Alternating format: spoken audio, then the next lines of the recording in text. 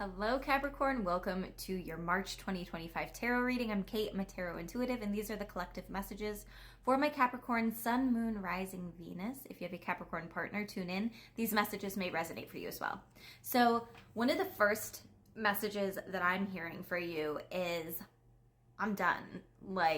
I'm not dealing with or putting up with anybody or any bullshit.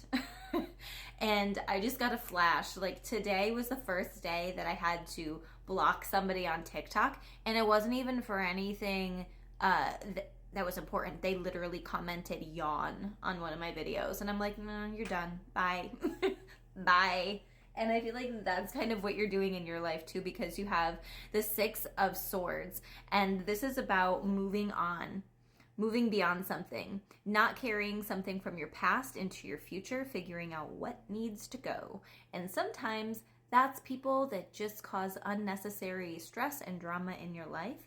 And even if it's not a forever bye, it's just a for now bye, like I just need to not talk to this person for a while, that's okay. But I feel like you're doing what you gotta do for your mental, emotional health, for your sanity, whatever it might be. But I feel like you're just not tolerating any treatment towards you or towards anybody that you love that is not in alignment with how you think people should be treating you. And that could even come through at work too. You could be a little bit more snippy.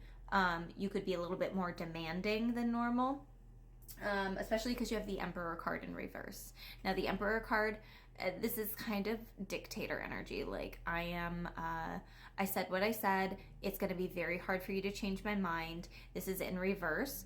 And I do feel like this is saying, I feel like it's less of a stubborn energy though. I just feel like it's firm. I feel like you're being very firm about something. Maybe it's boundaries, maybe it's expectations, something that you need, and you're like, I will not deal with you not fulfilling this need because I can do that for myself. And it's almost like you are here in my life for a purpose, and if you're not going to fulfill that purpose, then get out. it's kind of bitchy, but I'm here for it. I'm really liking it.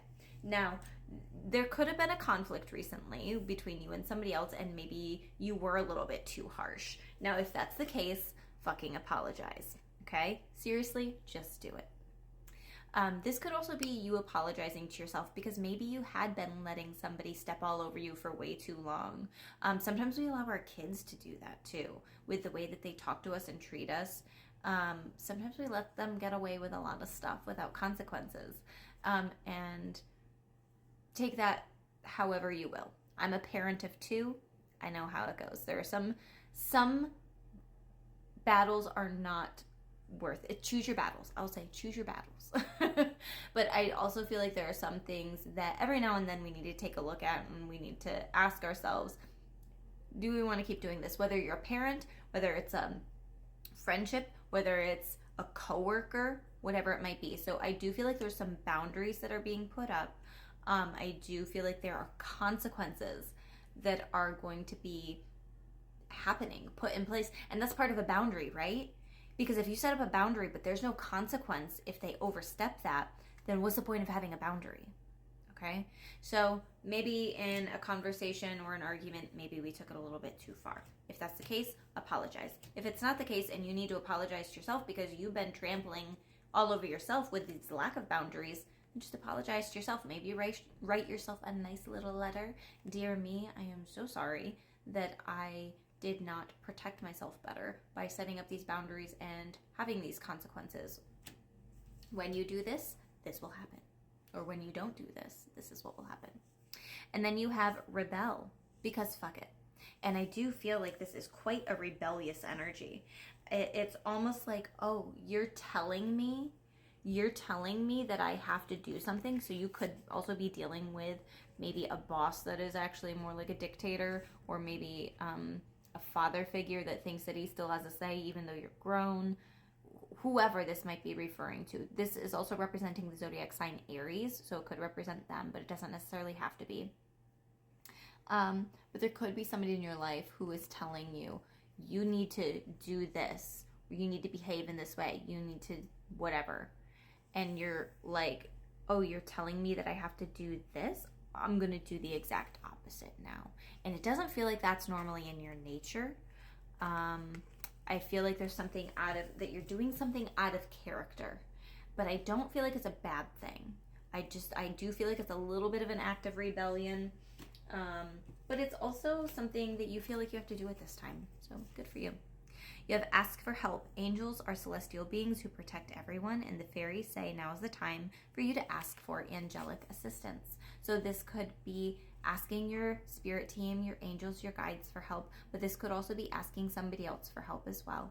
Maybe you're overwhelmed, you have a lot of workload, you want to be able to spend time with family, and cleaning is just not one of the priorities. So maybe you hire help. You're asking for help. You also have look in a book. Whatever your question right now, you'll find the answer in a book. The words you find will bring the insight you seek. So there could be some strong, important messages and insights, guidance in a book. You might even already have it in your library. It might not be one that you need to go out and buy. If you do have a book in your shopping cart, like if you are doing online shopping, or you've seen a post from like a local small business that's a bookstore, shout out to those, that you're like, I think that book would be really interesting. Yes, definitely go buy it. Go support your local small businesses. But definitely check your library first, because there could be something in there.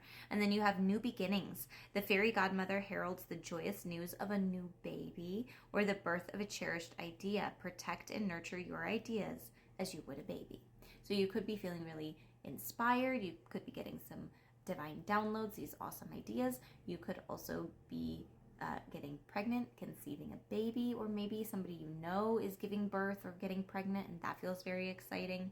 But yeah, it does feel like there's some type of new beginning that's entering into your life. I feel that some of you are switching jobs or changing homes too. It's another message coming through. But I hope that these messages are resonating for you. If they did, please hit the like button and follow me for more videos like this. And don't forget to book your personal reading on my website, crystallizewithkate.com.